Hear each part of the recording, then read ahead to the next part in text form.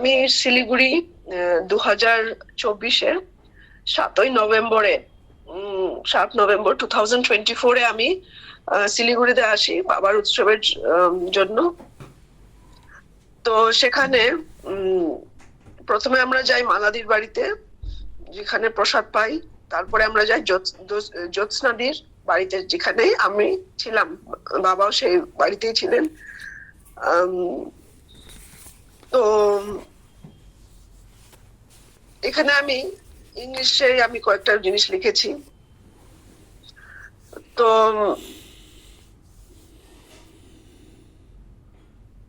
on the last day, 2 female ladies came at around 7:40 p.m. at the hall room. One lady dressed as Grihasta was hooked and eye-locked at Baba, and she was tearful and shedding tears of overwhelming love for Baba. The entire 3 days, Baba was only blessing and loving everyone and sharing the message. Socho saath kya jayega. I got on my knees on the floor, sat next to the lady. Bracket likhechi, who seemed to know Baba very well and had come for the first time. Bracket close korlam. And was silently admiring Baba and crying. I asked her how she was feeling about meeting Baba, and she said she cannot describe in words. She said she felt so peaceful. I said I was feeling the same, just sitting next to her. Later, when I was doing jap, my inner voice told me she was Radharani or Ma Parvati. তো এই ঘটনাটা আমি ইংলিশে লিখেছি, তো আমি এটা একটু বাংলায় বলছি এখন বিস্তার করে। তো শিলিগুড়ি যে উৎসব ছিল 2024-এ সৌভাগ্য প্যালেসে ছিল, সেখানে 3 দিন যাবত উৎসব চলছিল। আমরা সবাই মানে নাচ গান করেছি, কীর্তন করেছি, খুব আনন্দ করছিলাম। তো এই উৎসবের মধ্যেও যে অলৌকিক ঘটনা এরকম ঘটবে, বা বাবা যেখানেই যায় কিছু না কিছু অলৌকিক ঘটে, এটা আমরা বুঝতে পারি না, আর আমরা মানে অনুভবও করতে পারি না অনেক সময়। আর এগুলো মানে নিমেষের মধ্যে হয়ে যায় ঘটনাগুলো, কেউ কিছু টের পায় না কোন দিকে কে আসলো চলে গেল, শুধু বাবা, একমাত্র বাবাই বুঝতে পারে। তো যাই হোক, লাস্টের দিনে সেরকম আমরা যখনই কেউ আসছিল, বাবা আমাদেরকে বলছিল তোমরা লিফলেট ডিস্ট্রিবিউশন করো। আমি ছিলাম, তারপর তোয়া আর মামুনিদি, আমরা মেইনলি আমরাই ছিলাম। আরো 1-2 জন ছিল, মাঝে মাঝে ওরা আসছে। তো আমরা যাই হোক, আমরা বাবার লাইফ বলতাম আর লিফলেট ডিস্ট্রিবিউশন করতাম। তো সেটাই আমাদের কাজ ছিল। আর লাস্টের দিনে খুব ভিড় ছিল, আর অনেক দূর দূর থেকেও লোক এসেছিল বাবার খবর পেয়ে। কিন্তু তার মধ্যে ঠিক যখন বাবা মানে স্টেজ থেকে উঠবে, আর তার আগে আমাকে অলরেডি বলা হয়ে গেছিল যে এখন একটু পরে আমাদের প্রোগ্রাম সমাপ্ত হবে, ইয়ে হবে, এগুলো বলা হয়েছিল। তো আর লোকজন অনেক কম, সংখ্যাতে কম হয়ে গেছিল, সবাই বাড়িতে বা চলে যাচ্ছিল হোটেলের রুমে। তো ঠিক ওই সময়টা আমি একটু ডিস্ট্রাক্টেড ছিলাম, আমি একটু দূরে ছিলাম প্রথমে।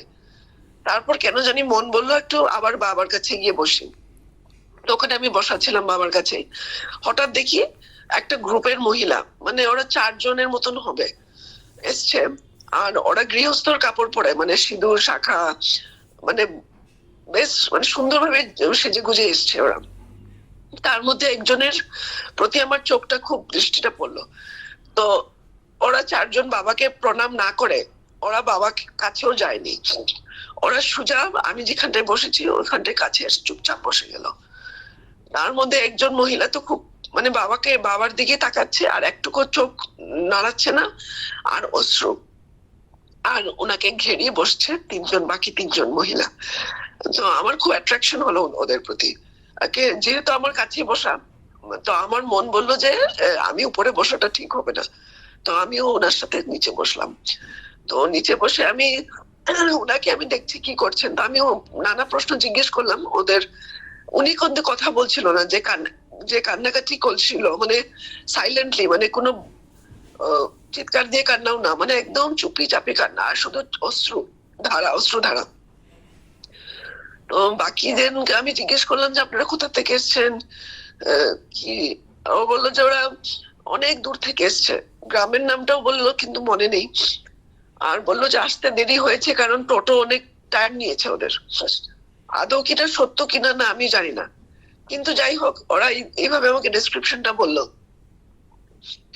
তো আমি এই মহিলা যে মানে কাঁদছে, যেটা কন্টিনিউয়াস অস্ত্র ধার করছে, ওনাকে জিজ্ঞেস করলাম আপনি কি বাবাকে আগে জানতেন, বা বললো যে না, ফার্স্ট টাইম। তারপর আমি জিজ্ঞেস করলাম যে আপনাকে বাবাকে দেখে কিরকম মনে হচ্ছে, কি ফিল হচ্ছে? বললো যে এটা ভাষায় প্রকাশ করতে পারবো না, একটা পরম শান্তির অনুভব হচ্ছে। আর ওনার যে মুখের যে এক্সপ্রেশনটা, এখন বুঝতে পারি যে যেহেতু বাবা শিলিগুড়িতে এটা লাস্ট ভিজিট ছিল, এই কথাটা মহিলাটা জানতো।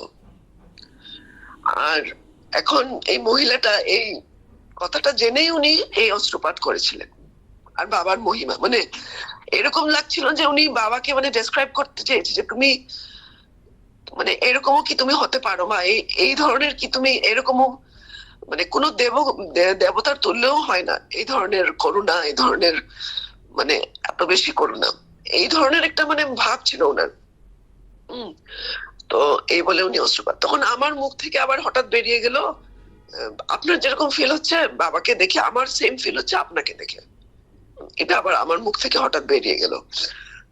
আর পরে আমি নেক্সট ডে যখন আমি একটা মানে ধ্যানের মধ্যে ছিলাম বা একটু জপের মধ্যেও ছিলাম, হঠাৎ আমার মন বলল উনি রাধারানী ছিলেন বা মা পার্বতী ছিলেন। এটা একটা মন থেকে আমার একটা ফিলিং হলো। তো এটাই আমি শেয়ার করতে চাইছিলাম। আমার ভয়েসটা ঠিক না, আজকে কাশি হচ্ছে, এই জন্য ভুল ত্রুটি ক্ষমা করে দেবেন। ঠিক এরকম একটা অলৌকিক ঘটনা হয়েছিল উত্তরকাশীতে। উত্তরকাশীতে বাবা গেছিলেন, এটাও বোধহয় 2024, গত বছরেরই ঘটনা, মার্চ এপ্রিলের ঘটনা। তো উত্তরকাশী অনেকগুলো ছিল ঘটনা, তার মধ্যে একটা ছোট্ট ঘটনা আমি বলছি, এটা আমাকে নিয়ে বিশেষ করেছিল। আর বাবা আমাকে তো মাসি ডাকতেন, আর আমি বাবার প্রতি আমার একটা আকর্ষণ ছিল বাবার প্রতি। কি আকর্ষণ আমি এটা ভাষায় আমিও বলতে পারবো না কেন আমি এত আকর্ষণ ছিল আমার। আর আমি সবসময় বাবার সাথে থাকলে না, বাবার কাছেই থাকতে চাইতাম আমি, মানে দূর দূর বাবার থেকে দূরিটা আমার সহ্য হতো না, মানে আমি মনটা খুব ছটফট করতো। আমি কোনো বাহানা কোনো কিছু বানিয়ে আমি বাবার কাছে কাছেই থাকতাম সবসময়। তো এদিকে আমি একটু সেলফিশ ছিলাম, মানে একটু স্বার্থপর ছিলাম যে আমাকে বাবার কাছেই থাকতে হবে, এই ধরনের একটা আমার টেন্ডেন্সি ছিল। তো যাই হোক, উত্তরকাশীতে আমাকে না অ্যাকোমোডেশন দিয়েছিল হীরামন্দা, ওরা সবাই অ্যারেঞ্জ করে।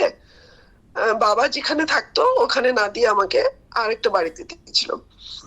তো আমি তো যেহেতু যেখানে যাই বাবার সঙ্গেই থাকি বা বাবার সাইডে রুমেই থাকি, এই যে একটা দূরত্ব একটা হয়ে গেল, একটা বিল্ডিং এর দূরত্ব, এটা না আমার মনের ভিতরে না আমি একটু ফিলিং করলাম যে একটু বাবার থেকে বেশ দূরে হয়ে গেলাম। আর এটা আরো বেশি আমাকে ম্যাগনিফাই হলো যখন আমি পরের দিনে যখন বাবাকে দর্শন করতে গেলাম, গেটটা তালা ছিল, দর্শন করতে পারিনি। একটু পরে গেলাম, বাবা রুমে ছিল, মানে রুম থেকে তো তখনও পেলাম না 8টার সময়। তারপর দুপুরবেলা গেলাম 12টার সময় আবার বাবাকে দেখতে, তখনও দর্শন পেলাম না। পরপর 2বার হয়ে গেল, 3বার হয়ে গেল। তখন আমার মনটা খুবই দুঃখিত হয়ে গেল। দুঃখী হয়ে আমি ওখানে আমরা কালী কমলি ভবনে ছিলাম উত্তরকাশীতে। তো কালী কমলি ভবনের কাছে একটা গঙ্গার ইয়ে ছিল, নদীর মতন ছিল, আর ওখানে একটা বড় একটা শিব মূর্তি ছিল, আর একটু সিঁড়ি ছিল, ওখানে আরতি হতো, গঙ্গা আরতি। তো ওখানে দুপুরটা আমি বসা ছিলাম, আর বাবার কাছে আমি যাইনি। আমি 2বার রিজেক্ট হয়ে আসলাম। আমার একটা strong sense of rejection feel করলাম যে বাবা আমাকে রিজেক্ট করেছে। আমি ওখানে বসে আমার মানে কান্নাকাটি পাচ্ছিল। তো যাই হোক, দুপুরবেলা ছিল, 1টার সময়, রৌদ্র পড়ছিল, আমি চোখটা বন্ধ হয়ে গেছে, মানে ঘুমিয়ে পড়েছি সিঁড়ির মধ্যে। যখন চোখটা খুললাম, একটা ভদ্রলোক আসলো, মানে দেখতে পণ্ডিতের মতন। তো এসে আমাকে বললো যে আমি তো এসে তোমাকে 2টা কলা নিয়ে এসেছিলাম, তোমাকে কলা দেওয়ার জন্য, তুমি ঘুমাচ্ছিলে বলে আমি আরেকজনকে দিয়ে দিলাম, বলে উনি আমার কাছে বসা ছিল। কথা বলতে বলতে উনি বললো যে আমাকে তো মহাদেবই পাঠিয়েছে তোমার কাছে কলাটা নিয়ে আসতে। তারপর আমি চুপচাপ ছিলাম। আমি বললাম আপনি কে? আমি বলছি আমি এখানকার পূজারে, আমি সবসময় আসি না, আমি কখনো কখনো আসি। সেটা বললো। তারপর আমি ওনার সাথে একটু সময় কথা বলে তারপর আবার 5টার সময় আবার গেলাম বাবাকে দেখা করতে। তখন আবার সেম ঘটনা, আবার দেখা পাইনি বাবাকে। এবার তো আমার পুরোপুরি আমি ভেঙে গেলাম। এইবার আমি চলে আসছি আবার ঘাটে। এসে তো আমি তো কান্নাকাটি শুরু করে দিয়েছি, আর ইচ্ছা করে কান্না না, মানে সারাদিনে বাবাকে দর্শন পাইনি, আর আমার জাস্ট চোখে জল পড়ছে করে করে। আমি প্রায় 8টা নাগাদ, 8টার সময় না 7টা 8টার সময় পর্যন্ত আমি ছিলাম। এদিকে আরতি শেষ হয়ে গেছে, গঙ্গা আরতি শেষ। তারপর আমি তখন হঠাৎ মন বললো একবার যাই দেখি, লাস্ট 8টার সময় যাই দেখি, তবু ট্রাই করে একবার বাবাকে দেখা। সারাদিন দেখা হয়নি। আবার যখন গেলাম তখন এবার মামুনি দি দরজা খুলে বললো, বাবা এখন সেবা করছে, এবার তুমি এখন দেখা করতে পারবে না। তারপর আর আমাকে বললো, তোমাকে একটু আপেল দেওয়া হয়েছিল না, এখানে একজন আছে কলাতে অ্যালার্জি, তুমি একটা দুটো আপেল আমাকে দিয়ে দেবে। শোনার সঙ্গে সঙ্গে আমি আপেল খুঁজতে বেরালাম, কারণ আমার কাছে আপেল ছিল না। তখন আমি আপেল খুঁজে খুঁজে খুঁজে খুঁজে রাতে 8, সাড়ে 8টা বাজে। ওইখানকার তো যেখানে যাই সব দোকান বন্ধ। অনেক দূরে গিয়ে আপেল পেলাম, 1 কিলো আপেল নিয়ে আসলাম। এসে আমি দৌড়ে এসে আবার মামুনির দিকে দিলাম। আর এদিকে এবার বাবার রুম তো দরজা বন্ধ। আমি নক করে, আমি কিছু বলিনি, আস্তে করে প্যাকেটটা দিয়ে দিলাম, যে খুললো ওকে দিয়ে আমি চলে আসলাম। আর আমার ফোনটা বন্ধ ছিল। তারপর পরের দিন আমি বুঝলাম যে বাবা আমাকে অনেকবার খুঁজেছিল, আর ডাল দেওয়ার জন্য খুঁজেছিল, বা কিরকম একটা প্রসাদ একটা দেওয়ার জন্য খুঁজেছিল। পরের দিন আমি বুঝতে পারলাম, কিন্তু সেদিন তো আর বুঝতে পারিনি। আমি তো এবার তো আমি আবার রুমে যাইনি, আবার গঙ্গা ঘাটে গিয়ে বসে আছি। তখন প্রায় যে 9:30 রাতে, 9:30টার সময় আমি যখন বসা, তখন একটা ছেলে, ছোট্ট ছেলে, আমি তো খেয়াল করিনি, হঠাৎ ঘাটের থেকে একটা প্রদীপ নিয়ে আসছে। আর পিছনে একজন ভদ্রলোক ছিল, পিছনে ভদ্রলোকটা দাঁড়িয়ে আছে। তো ঘাট থেকে আসছে, এসে আমাকে প্রদীপটা দেখাচ্ছে, আর একটু প্রসাদও দিচ্ছে। তো আমি জিজ্ঞেস করলাম যে আপনারা কে? 9:30টার সময় আমাকে প্রদীপ, আমি আশীর্বাদটাও নিলাম, নেওয়ার পরে জিজ্ঞেস করলাম, ও তো ছোট ছেলে, ও বললো আমার নাম বলরাম। তারপর আমি ওর বাবাকে জিজ্ঞেস করলাম যে আপনারা কে? বললো যে না, আমরা আরতি করে আমরা সারা টাউনটা আমরা ঘুরে বেড়াচ্ছি আরতির আশীর্বাদটা দিতে সবাইকে, তারপর এখানে এসেছি তোমাকে দিতে, এইভাবে বললো। তারপর আমি একটু আশ্চর্য হলাম যে আরতি 9:30টার সময় আরতির এই প্রদীপটা নিয়ে ওরা সারা টাউন ঘুরছে বলে, ঘুরে আসছে। তারপর আমি জিজ্ঞেস করলাম আপনারা কোথা থেকে এসছেন? আমিও যাব আপনারা যেখান থেকে এসছেন। মানে আমি একটু ওদেরকেও একটু পরীক্ষা করছি আর কি, যে আমি এরা কে অ্যাকচুয়ালি। তখন একটা পাহাড় দেখালো, মানে একটা ব্রিজ ছিল, গঙ্গার একটা বড় ব্রিজ, বড় ব্রিজের পরে পাহাড়, পাহাড়ি এরিয়াতে আমাকে দেখালো, ওই পাহাড়ের উপরে লাইট গুলো দেখছো? আমি বললাম হ্যাঁ দেখছি। বলছে আমরা ওখান থেকে এসছি, এখন আমরা ওখানে যাব। আমি অ্যাকচুয়ালি ওদের কথা বিশ্বাস করলাম, যে এই যে বাবা আর ছেলে প্রদীপ নিয়ে রাত্রেবেলা সবাইকে প্রদীপ দেখাচ্ছে, এরপরে এরা 9:30টার সময় এরা ফিরবে, বা 10টার সময় ফিরবে, ফিরে ওরা বাড়িতে যাবে। এই কথাটা ওরা আমাকে বুঝালো যে এইভাবে ওরা করে, আর আমি অ্যাকচুয়ালি ওদের কথা বিশ্বাস করলাম। তারপরে সেকেন্ড ডেতেও আমি যতদিন আমি ছিলাম এদের দর্শন পেয়েছি আমি 2 দিন।